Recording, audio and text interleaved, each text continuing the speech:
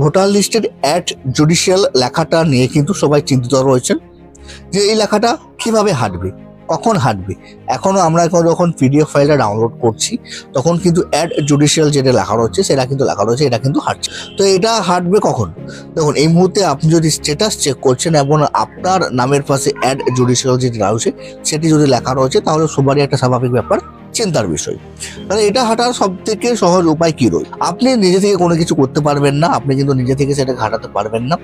আপনি আপনার বিএলওর সাথে কন্ট্যাক্ট করতে পারেন, যেটা আপনার হিয়ারিং হয়েছে কিনা বা হিয়ারিং গেছে কিনা সেটা সে বিএলও আপনার অফিস থেকে খবর নেবে যে সেটা হিয়ারিং প্রসেসে পৌঁছেছে কিনা।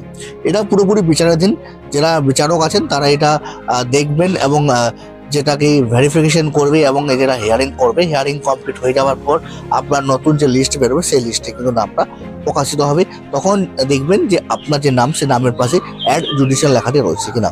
এটা দেখার একটা সহজ প্রসেস রয়েছে, বারবার আপনাকে পিডিএফ ফাইলে ডাউনলোড করতে হবে না।